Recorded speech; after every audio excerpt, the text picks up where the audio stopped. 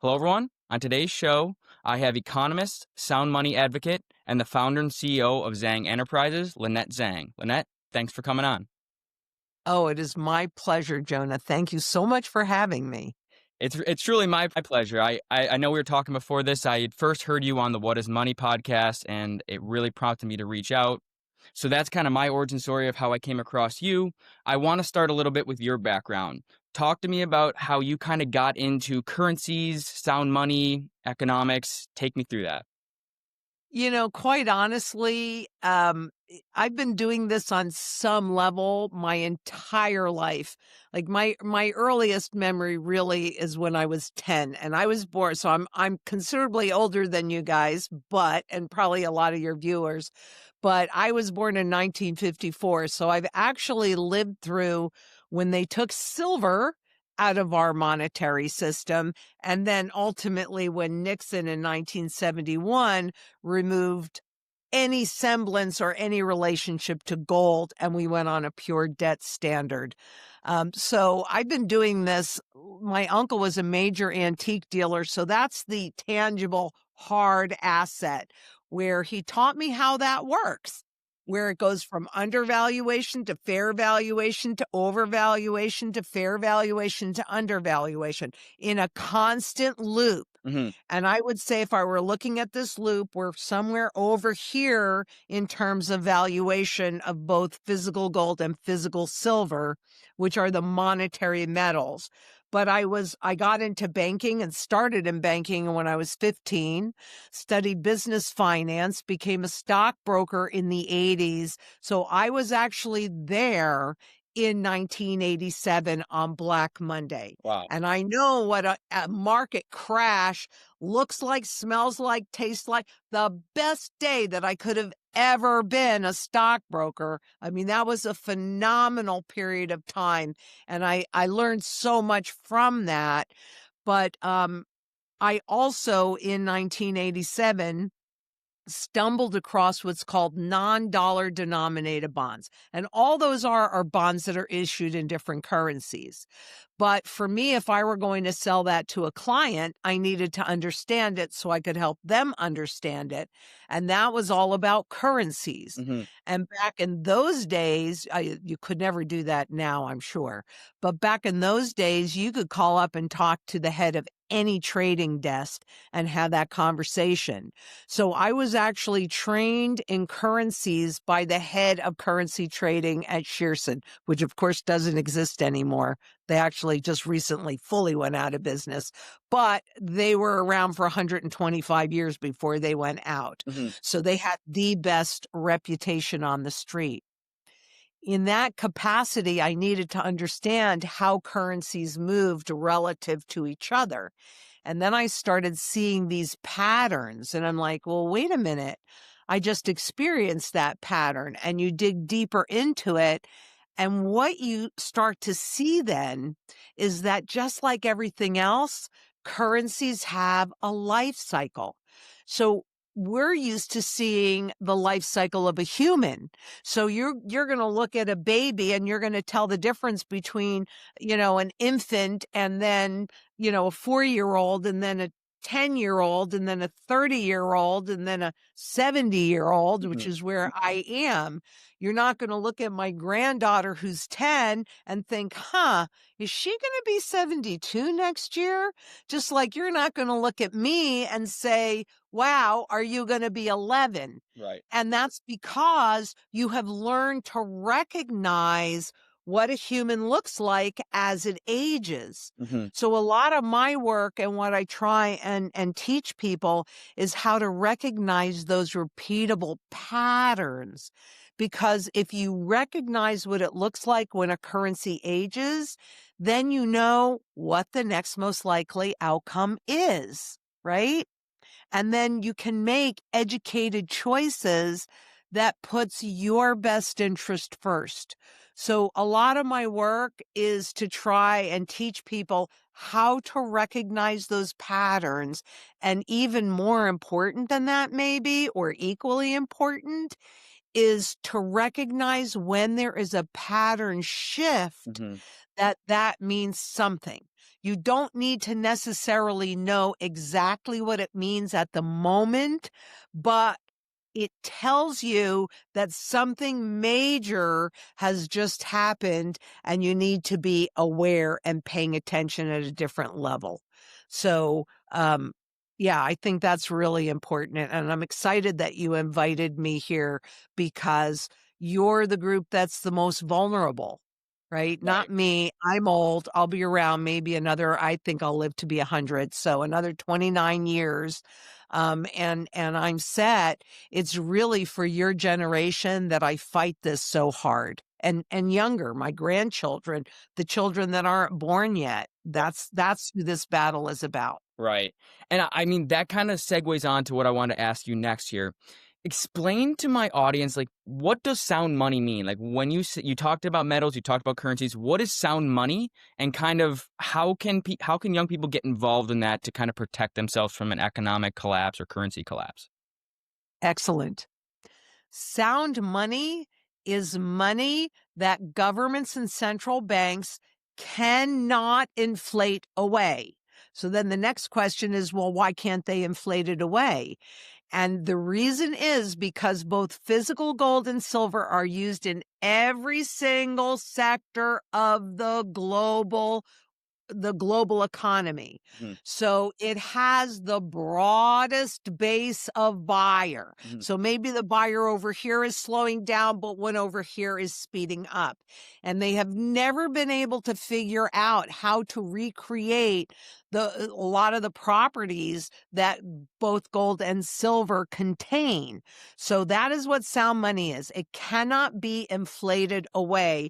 Whereas this money, and certainly digital money, is easy to inflate away. And in fact, that's by design. Why?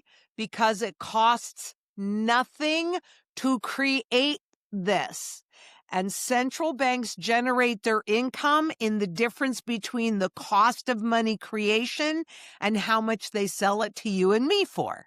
So as example, if they're doing a $100 bill as example, it costs them actually I think it's either 6 or 7 cents to create a $100 bill. Hmm. Less if all they're doing is pushing a button. So this digital money costs nothing to create. Now, having said that, I know that they talk a lot about the cryptocurrencies, and this is a physical representation of a Bitcoin, because we know it doesn't have a physical body that looks an awful lot like this.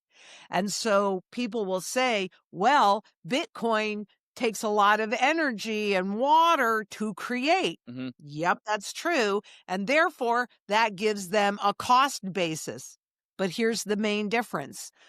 When it's created using up that energy and that water, it's used up.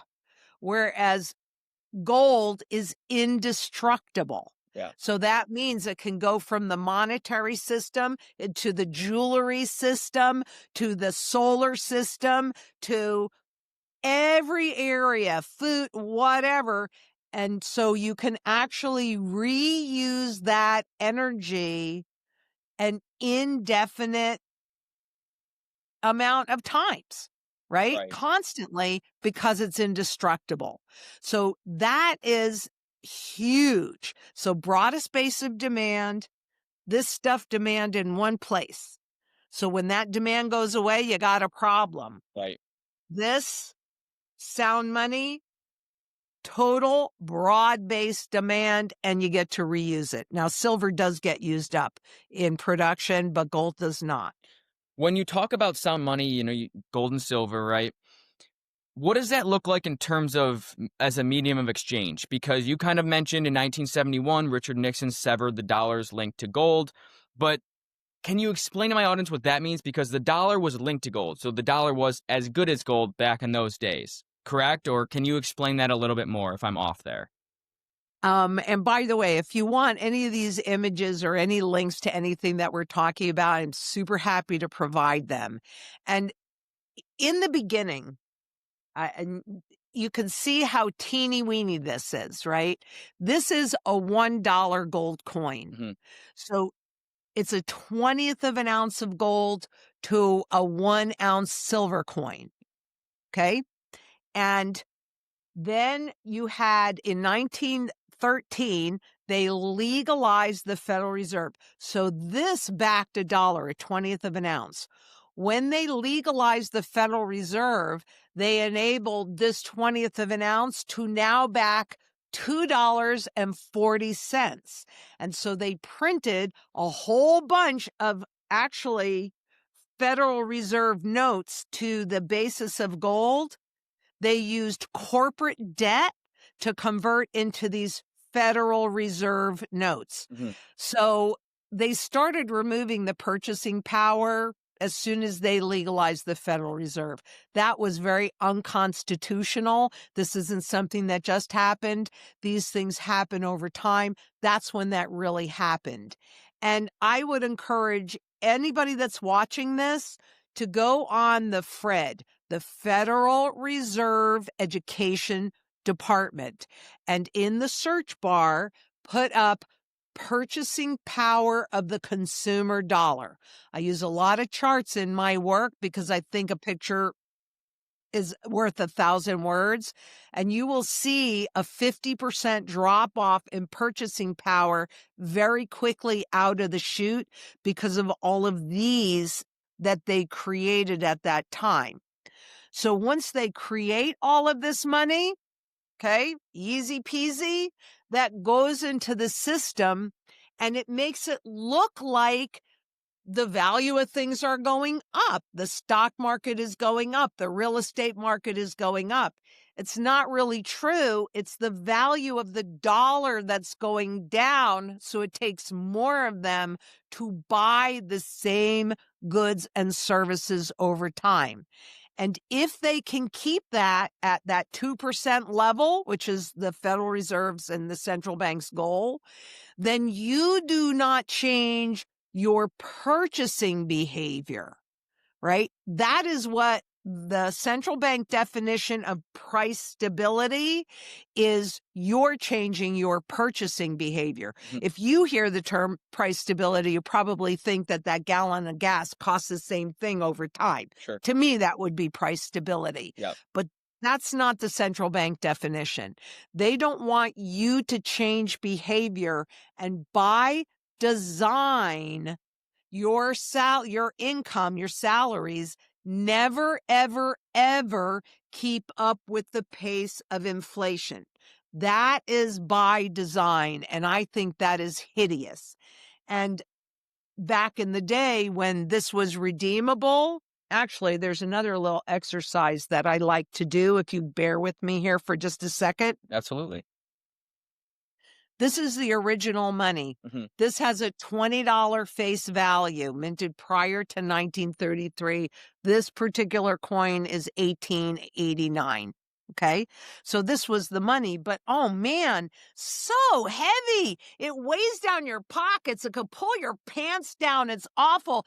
This is so much more convenient. This is a gold certificate. And you see, it has that little thing of gold right there, Yep. has the same face value, $20.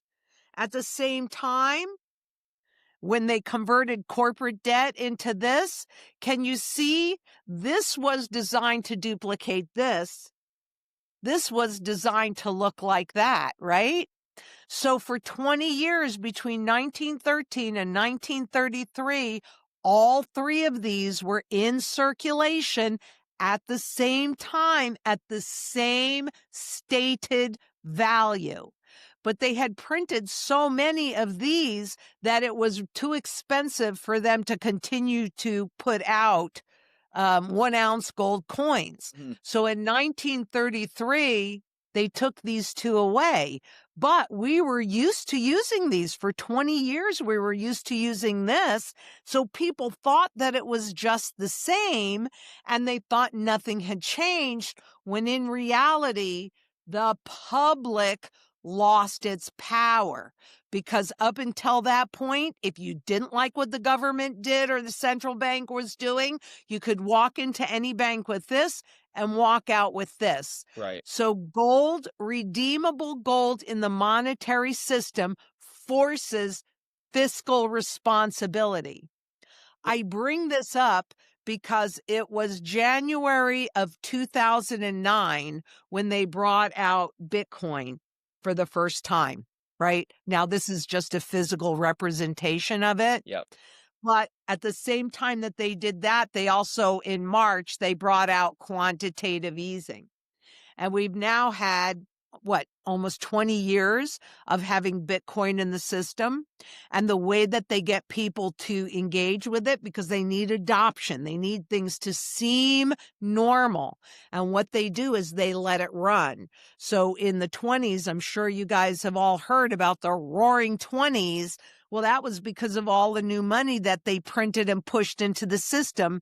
So it made people feel rich, right? And it's the same thing with the cryptocurrencies, that the physical representations are what? Gold, silver, and platinum. Mm-hmm. They want you to think that this is the same. They want you to think that the dollar is as good as gold because there were restrictions. But over time, our government reduced the amount of gold that backed the currency. And so, it's really a huge problem. And now with the cryptocurrencies, you have to be a very specific kind of engineer to be able to go in and read that code. Mm-hmm. So I'm wondering if there's some way that, I don't know, maybe we could be taken advantage of. And that's why I'm working really hard to get redeemable gold back in the global monetary system again, because I want you to have your power back. And that's power over the government. Right. In the Constitution, people were at the head. The states were supposed to support individual rights, and the federal government was supposed to support the states that were supposed to support the individual rights. That's all flip-flopped. Yep. We need to get back to that. We need you to be at the top. Yeah, absolutely. I totally agree. And kind of what you talked about with the gold certificate was what I wanted to ask you about the gold coins, silver coins, was because, what do you expect people to be exchanging gold coins and holding sacks of coins walking around? How do we go back and rehandle this situation now? Like if you were in charge, we have $38 trillion worth of debt. We're printing all this money. Do we go back to a gold certificate, a silver certificate? How would that work? Well, you can look at something like Kinesis or something like Lint.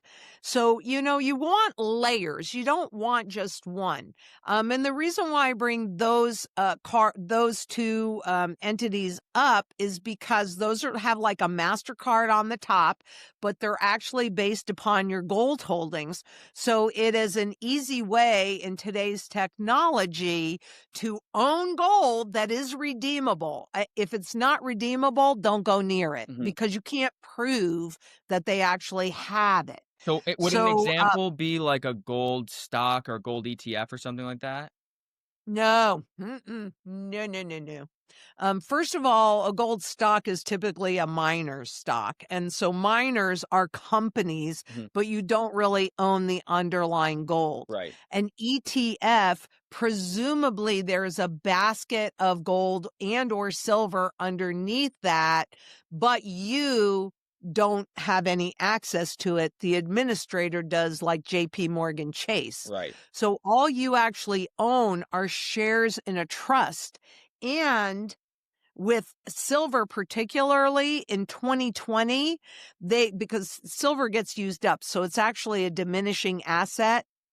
But in 2020 or 2021, they actually had to change the SLV prospectus so that it is simply designed to mimic what happens in the spot silver market and in the spot gold market. So you have no access to the underlying, and it's just designed to perpetuate the lie, because I'm kind of curious about this. Having been a stockbroker working on Wall Street and been a banker, I have no trust in these institutions because I understand their language and I read the underlying documentation to understand how this works. Right.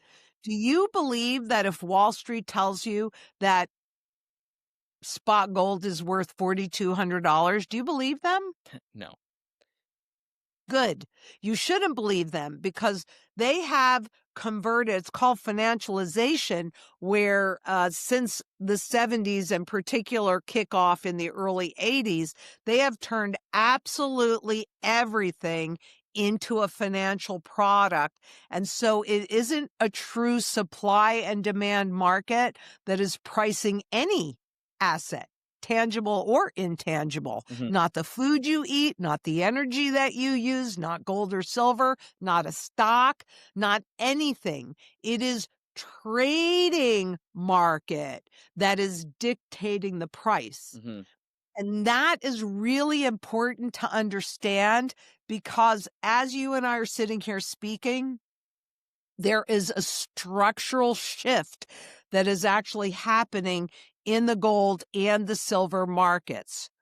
And this shift really started last January when, do you remember when all of this physical gold and silver was shipped to the US Yes. and then delivered out? Yes. Okay.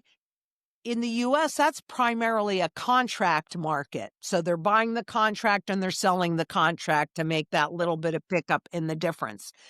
And in theory, and you can take delivery, but that's what happened in January. And so a lot of the metals, both gold and silver, were shipped over and then delivered out. Mhm. Here's the thing. Recently, we've had what's called backwardation that has happened in both the gold and silver markets. And what that means is that the current price to take delivery today is higher than the future price to take delivery in the future. And what that indicates is that is a loss of confidence in the ability to actually take delivery of the physical in the future. And what that means when I'm saying there is a structural shift, it's been those contracts because they can create as many as those as they want. Right. So they can create as much gold and silver as they want. And that never will and exist. Mhm. But what's happening is we're going back to a true supply and demand market where ultimately it will be the physical gold and silver that is dictating the price again. I can't tell you when that's going to finalize, and I can't tell you how long they can postpone it, but I can tell you that when these shifts begin to occur, it'll happen. Right. Absolutely happen. You don't trust Wall Street. If you buy a gold ETF, you don't own the physical gold. What's the best way for a young person to kind of get involved in precious metals and start to kind of get into sound money? Well, you wanna work with somebody that's gonna give you the education. At Zang Enterprises, because we feel so strongly that every single person should own gold and silver, we have a 1-ounce silver minimum. That's it. And we've got other programs that aren't kicked in yet, but they're designed to help people accumulate physical gold and silver. And also, I want everybody to understand that gold and silver in any form is monetary at its base. It can be bent, it can be broken, it can be tarnished. So what I have in my hand here is Aunt Bessie's sterling silver, which is 92.5% pure. Silver jewelry that's marked 925 is also 92.5% pure.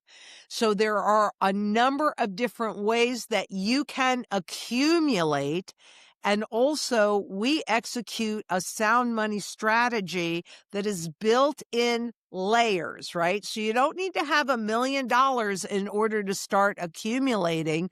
You can start accumulating for, well, I guess with spot at $50, probably somewhere around $50. Right. You can begin to accumulate if you're going to accumulate, coins. But those layers we sit there and we talk to you. What are you trying to accomplish? What are your current circumstances? What do you have to work with? And that's how we build the portfolio for you. But I'm telling you, you have to take some level of possession. So while I really do see an absolute place for things like glint and kinesis, for that initial liquidity, I still see a place for the cash that's going to zero. I see a place for things called gold backs, which more and more places and stores are accepting them. This happens to be a $1 gold back. There's 1,000th of an ounce of gold that is Wow. embedded inside of here. A thousandth. Is that a did the United States create that? I've never even seen something like that before. Yeah, they're called goldbacks. We're actually bringing out, Zang Enterprises is actually bringing out the Arizona goldbacks. So there are a number of states, but no, we would be, individual businesses sponsor this. Mhm. And they're really very, very pretty. And then individual businesses will accept this like they would any other money. But I wouldn't do everything into this, and I wouldn't do everything into kinesis or into glint. You want to be diversified. And so we would help you build that portfolio that would contain some silver and also some gold, and in a variety of sizes, so it makes it affordable. So if you have, say, $1,000 to work with, you would probably do a combination of both gold and silver, maybe some gold backs. There's a certain level of cash, maybe some glint, etc. So we would help you develop that portfolio. But I would also say, which is why I'm here today, is you need to develop community around you, Mhm. because there is power in numbers. And in 2008, I absolutely knew that the system died. And that's when I became a prepper. And, here's my mantra, which I developed when I bought this property in dead central Phoenix. You want to have surety in food, water, energy, security, barterability, which for me is primarily silver, but any talent you possess, any physical asset that you possess, this is including toilet paper, is all barterable. Wealth preservation, which for me is primarily gold. However, inside of that community, again, having surety in all of those things that you need, they're all different kinds of wealth. Community has arguably become the single most important thing that I talk about, Mhm. because we don't really have time, and a lot of people don't have resources to create surety in all of those areas. So coming together locally, you bring what talents you have. You go to a farmer's market or a community garden. Give a day of your time. You will learn a really important skill set, and you will get to start to create those relationships and that community that you can depend on. And of course, shelter. These are all the things that we need to lead a reasonable standard of living. And so local community, critically important, get that done, because you can live without gold and silver, but you can't live without food and water. Yep. So get that done. Globally, that community is critically important, because I travel all over the world giving out lots and lots of silver to help people start to understand what sound money is. But we have to get redeemable gold in the system. And so, yeah, that means that if you don't like what that government or that central bank is doing, you can say, okay, you can keep the rest of that crap. Send me the gold. That forces the fiscal responsibility, and it will give you, your generation, younger generations, you'll take your power back. Yeah. You have to take your power back. If you don't, and everything is digital and they're tracking everything and they don't like what you say or they don't like what you do because they know everything about you and they cut you off. I mean, we saw what happened with the perfectly legal trucker strike, right? In Canada, Yep. Yep. right? They didn't like what the truckers were doing. And so, boom, you had no access to any of your bank accounts, any of your insurance accounts. And if somebody donated $5 to you, boom, they were cut off too. Yep. Is Well, that okay with you? no, absolutely not. And I mean, I went to school in Canada. I saw that happening, and it made me like incredibly concerned. That's kind of what I want to ask you too. I have here. Do you think they'll try to roll out like a central bank digital currency? What do you think that would look like? And then I kind of want to talk to you about like the Federal Reserve. Like, do you think that we should end the Fed? Well, I don't think the Fed, if we're on a gold standard, the Fed is not necessary. The Fed's job is to regulate the rate and speed of inflation. Hmm. And in the US, CBDCs have become a dirty word, Yep. right? So instead, President Trump recently signed into law the Genius Act and introduced and legalized stable coins. Now, the stable coins are really about, I see not much difference between CBDCs and stable coins. The difference is do you want the Fed to be regulating you or do you want Amazon to be regulating you? Right. Neither one of them have your best interest at heart. But the stable coin, just like I showed you in this example, right? And by the way, I had this $20 bill was printed in 1969. So we were still at least quasi on the gold standard. This one was printed in 2017. How different do they look? Yep. Very different. Right? So, the way they do it is to make you think that nothing has changed when in reality everything has changed. I think that the stable coins have been introduced to usher in the hyperinflation that they need to repay the unpayable debt that governments have incurred because they have to hyperinflate that away. They must do that. I kept questioning over all these years, what is going to justify creating the new money? Hmm. And everything that I had read from the global central banks and the BIZ and all the World Bank and all these guys was either debt or purchases. Now, with the legalization of the stable coins, my question has been answered and it's both. So there's a lot of problems that I see with stable coins, but like Amazon is going to, and you may have already seen this. I've already begun to see this where they're going to try and get you in their ecosystem. So Amazon will have its own stable coin, Walmart, Yep. a city can have it, a state can have it, a country can have it. It doesn't all have to be backed by dollars.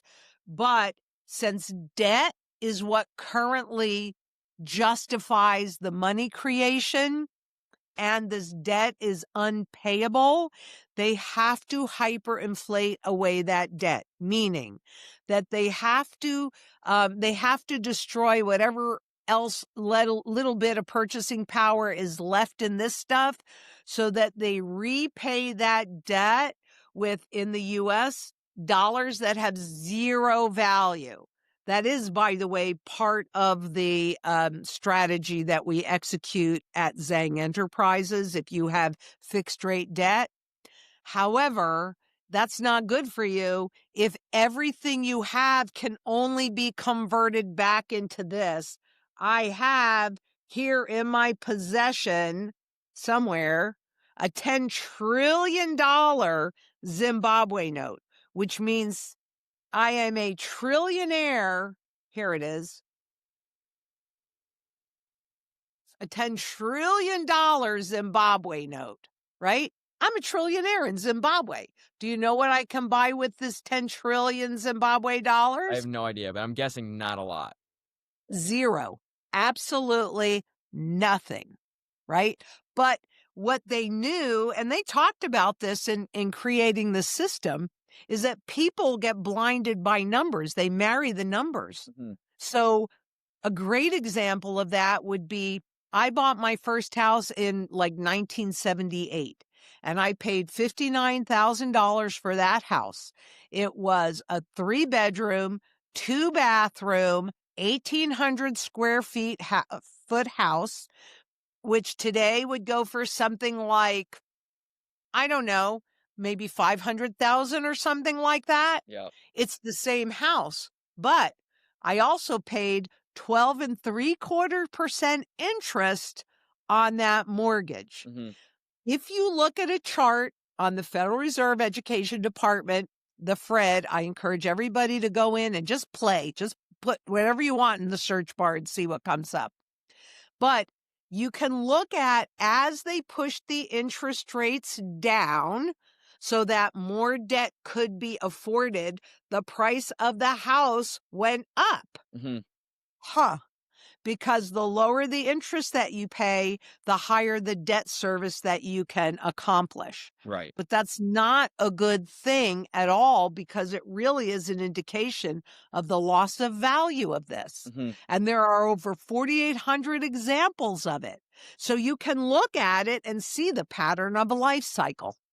And I could tell you without any doubt at all in my mind that we are at the end of this experiment.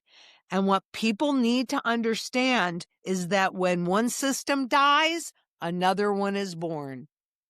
And physical gold and silver is your bridge to hold your purchasing power intact to get you to the other side with that purchasing power intact. And dare I say it, if you have the ability to do it, you will even be in a much better position because there are opportunities that present all along the way.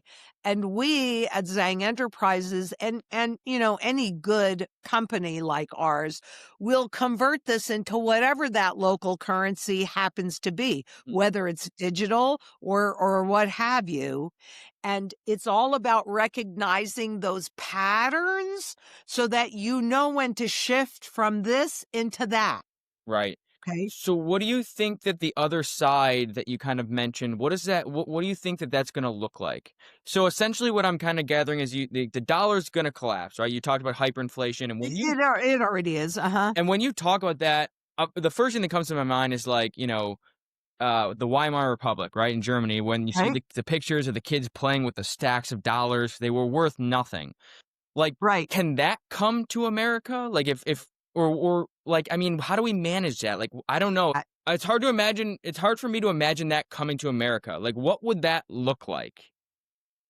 Well, first of all, you need to understand that the only difference between inflation and hyperinflation is the speed Mhm. of that inflation.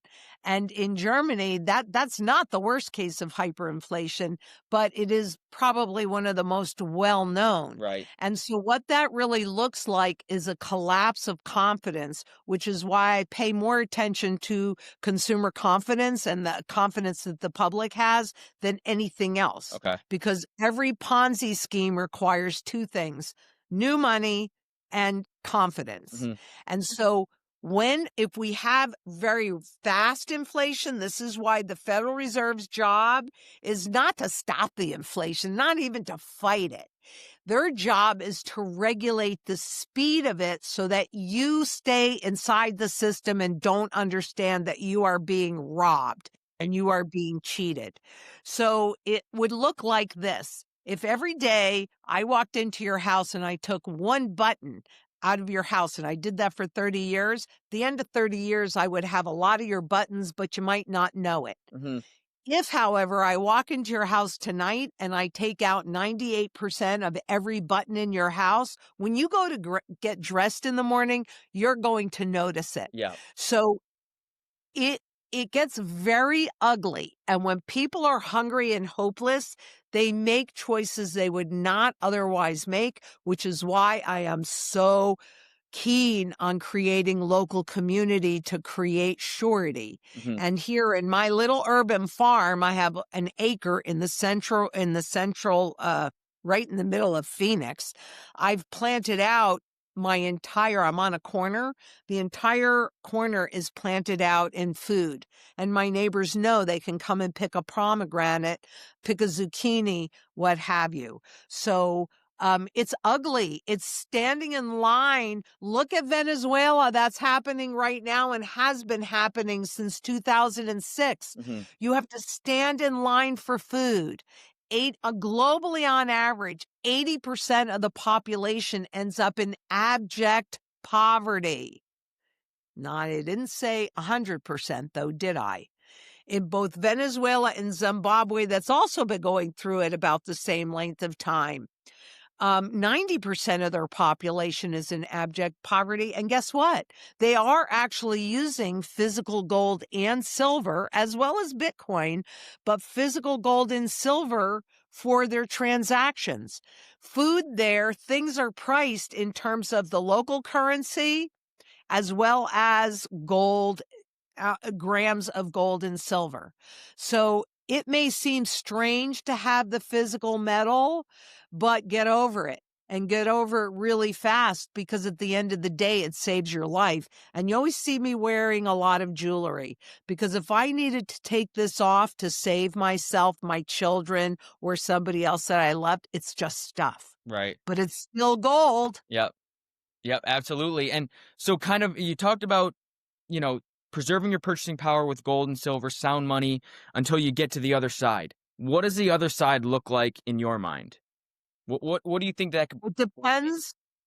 It depends on if we do not get sound money back in the system, then look at China. You've got your social scoring.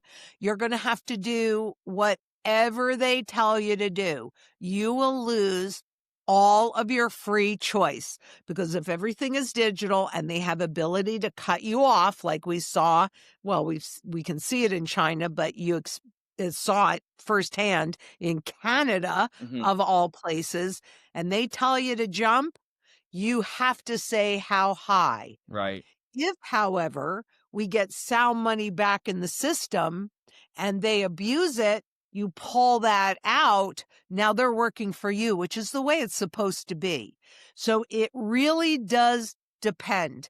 I know we're going digital, but it doesn't mean we can't have physical in that system. If it's not redeemable, Zimbabwe tested it because at the end of the day, it happens 100% of the time. It's happened over 4,800 times. Mhm. So, hey, this time could be different because I always want you to think this time is different, even when it really never is different.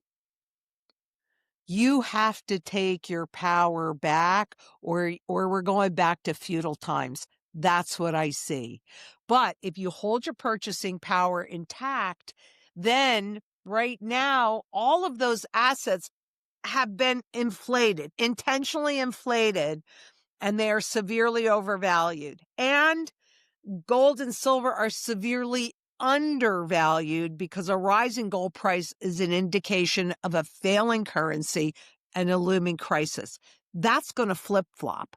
So if you position into gold right now, these opportunities to grow your wealth base and come out on the other side of it in a much better position, you'll have the ability to be, quite honestly, phenomenally wealthy on the other side, Mhm. simply because you've gone from one undervalued asset into the next undervalued asset. Do And you have make a no oops, I'm Sorry, no, sorry, you can yes? keep going. I was gonna ask if you Well, had a projection for you said gold and silver is undervalued. What do you mhm. think the proper value of that would look like right now or in the future? Well, I could tell you that really simply, and I might not get you to the penny, but I'll get you pretty close. And I think it's critically important that everybody knows how to determine the true fundamental value of any asset or any instrument. And what is this but fiat money? Fiat means by decree, so it's government-based money. This is also money, but it's sound money. So they're both money. They're just the opposite side of the coin. So how is this created? From debt. Now, most of the countries don't tell you how much how much money they've created. Mhm. So we can use debt as that proxy for how much money was created. And according to the IFF, the last time I looked, there was $313 trillion globally in debt that was created. We're not talking about the derivatives or any of the other ways that they leverage it, just debt. Now, with gold, there is a finite amount of it, and it is the primary currency metal, which is why all the central banks are holding it. But there's a finite amount of it. So if you want to know how much 1 ounce of gold is, you take all the debt that's been created and you divide it by all the gold that exists in the world, because again, it's indestructible. And the Department of the Interior runs a report on an annual basis of how much gold and silver globally still remain in the ground. So let's be very conservative. Take the word of the IFF, and also the World Gold Council publishes this annually. Take all the gold that exists in the whole world in any form, plus all the gold that is yet in the ground, and you just divide all the debt by all the gold, and that gets you somewhere. Last time I did it, it put gold, an ounce of gold at $33,000 an ounce. Wow. And what's it right now? Like around $4,000 an ounce? An ounce? Yeah, about 4,200. Okay. Wow. Holy smokes. That's wild So stuff. severely undervalued. Yeah. Silver, that puts silver at about $1,200, $1,300 an ounce. Where is it? Like 50, 50. Yeah. $50. Yeah. You see? Now, how about dollars? How do you know how much they're worth? Go to the Federal Reserve Education Department, put in the purchasing power of the consumer dollar, look on the left-hand axis, and what you will see is what started out as $1, there's a big fat zero. Mm-hmm. Why is it a big fat zero? Because it costs nothing to create this.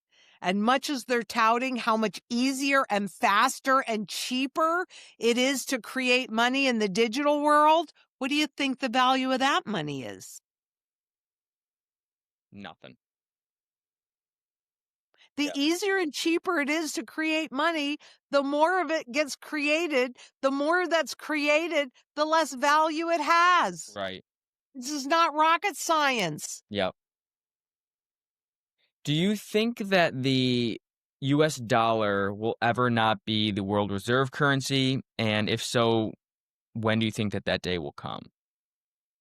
Well, that shift already started back in 2000 with the creation of the euro, that was actually designed to take over as the world reserve currency. And by the way, what that means to be the world reserve currency meant that if you were going outside of your borders Mm-hmm. to buy anything, and we certainly know if we're traveling abroad, you need different currencies, right? Right. So on the individual level, but this is true on a government or a corporate level. If you were going outside of your borders to buy oil or medicine or lumber or steel, whatever it is, that you had no other choice but to use US dollars. That created an artificial market for government debt, treasury debt, as well as dollars. Mm-hmm. But that has actually been going away significantly since 2000, and even more significantly since 2008. So in 2008, I don't have these numbers in front of me, so I could be off a little bit, but about 79% of global cross-border transactions were done using dollars. Recently, I saw a number that said 49% are cross-border transactions are using U.S. dollars. Mm-hmm. And there are other countries like the yuan, right? So China's yuan, the euro, the British pound, etc. More global currencies are being held in reserves, and there's more cross-border transactions, especially with the BRICS nations, that say, well, we'll let you use your currency to buy our oil if you let us use our currency to buy your lumber, right? So we've already lost that status. We still have it in name, Yep. but it's really and you need to understand that the International Monetary Fund, the IMF, which all of their members are either they are treasury secretaries and central bank chiefs, and there's 100 and I think 196 countries in the world, and 193 of them are members of the IMF, the International Monetary Fund. In 1969, they created the SDR. It stands for Special Drawing Rights. Yep. Because they thought that they would take over. The SDR was designed to take over as the world reserve currency from the US dollar. But then Henry Kissinger went and created the petrodollar, so the dollar retained that status. And the SDR kind of went to sleep. But after 2000, but everybody has some. Every country in the world has some in their reserves. In 2008, when the system died, and I was wondering, okay, well, what currency? It was actually China that came out and said, what about the SDR? And I thought, well, that makes all the sense in the world because everybody already has them. Mhm. And they tested all of the systems. Understand that the SDR is a basket of currencies. And the IMF has created a universal, kind of like an umbrella, because they can put every single local currency inside of the SDR and then just easily translate it into whatever that local currency is.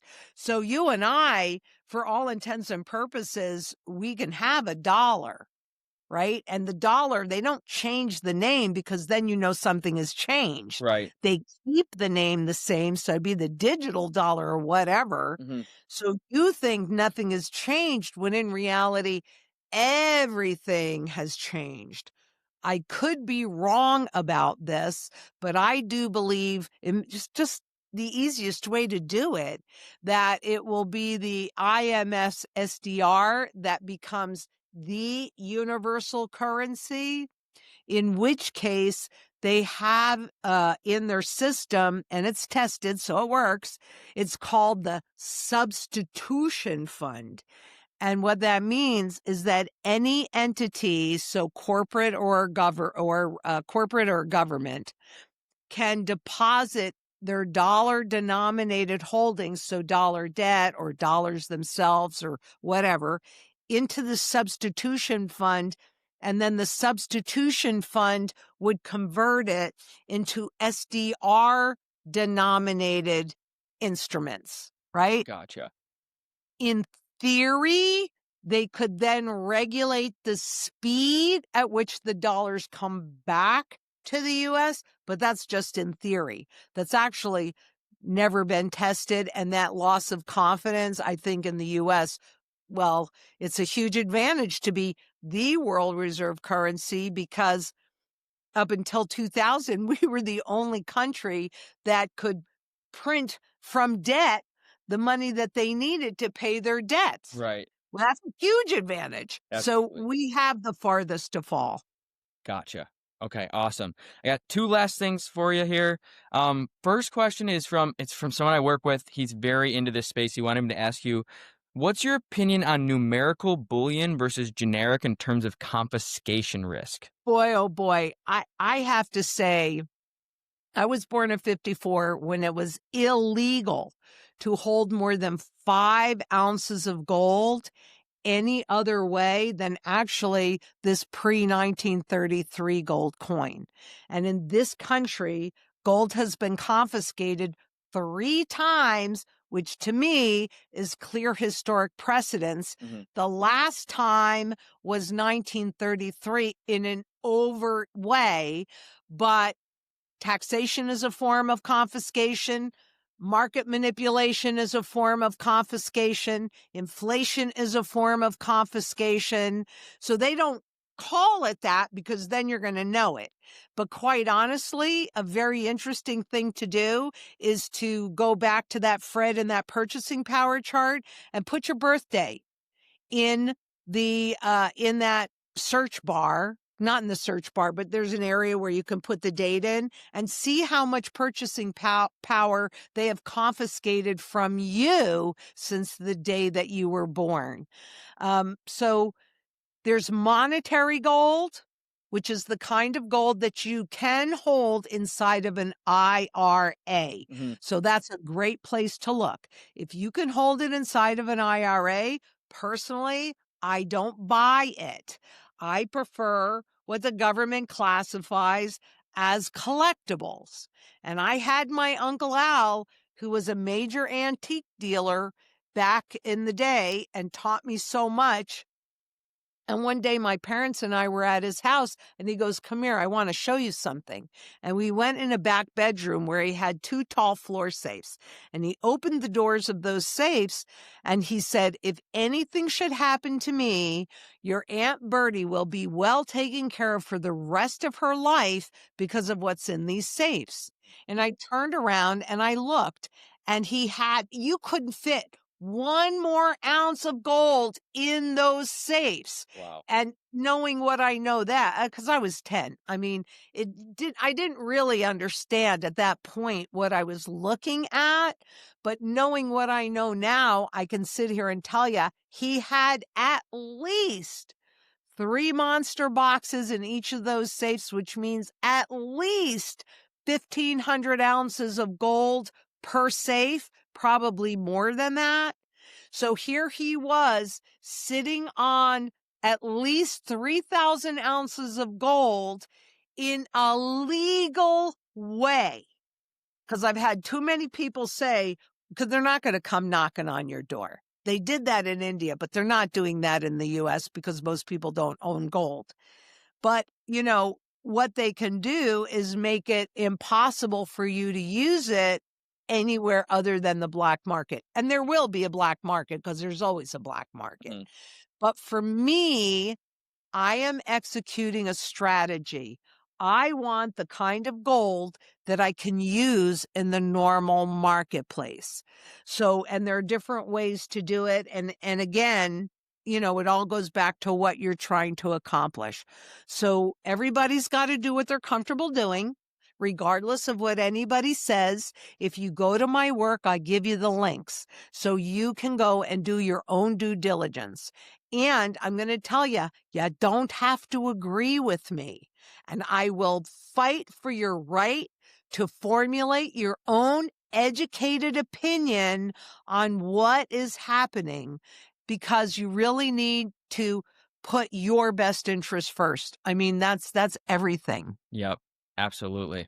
Thank you for that. That was very helpful. Last thing I got for you here is I know you're part of a movie coming out called Money Disrupted, correct? It's Mhm. coming out in December. Yes. I want you to kind of talk to my audience about where will that be released on, kind of how did you get into that, and give a little bit of a background of what it's going to be about. Well, I don't know where it's going to be released, but stay tuned because as soon as we do, we will. And that's actually the second. I've been so far involved in 2 different documentaries on money and how this whole thing works. So everything that we've talked about today with a whole lot of more brilliant people, Ron Paul, I think I don't know if he's in Money Disrupted, but G. Edward Griffin was. And so I can encourage everybody to read The Creature from Jekyll Island, Yeah. because that's going to give you a nice, strong foundation in what it is that we're dealing with here. And we're working on that ourselves as well. We're doing another documentary, Oh, awesome. which we've kind of started in a recently released series on one of the Fed guys that are part of the committee coming out and talking about where we are in the system. Hmm. And it's like, oh my God, I can show you everything here. So yeah, it's important. Education and doing your own due diligence is critically important on everything, because if you don't do that, now you're at the whim whim of everybody else, and are they really going to have your best interest in mind? So I wish I could give you more information on that. I also do sit on the advisory board of Citizens for Sound Money, and that is both a U.S. initiative, but it's also a global initiative. So I travel quite a bit because I realized that most people have never held sound money in their hands. Hmm. If you were born somewhere around 1965 or after, you don't know what it is to hold actual silver and use that as your money. If you were born after 33, the same is true with gold. Right. So, we do. When are you going to air this? Probably I maybe need to next ask. week. Next week? Okay, I don't know if we could be in place by then. So I might want you to clip this out and then just use it a little bit down the road. Okay. But on my live, we put together because we realized that if you've never held it, you don't really, it's kind of hard to conceptualize. So we came out, I don't even think I have one in here. I should pull one in. It's called the Have a Paradigm Shift. We put out of our own pockets a pre-65 silver dime on one side and a new dime on the other side.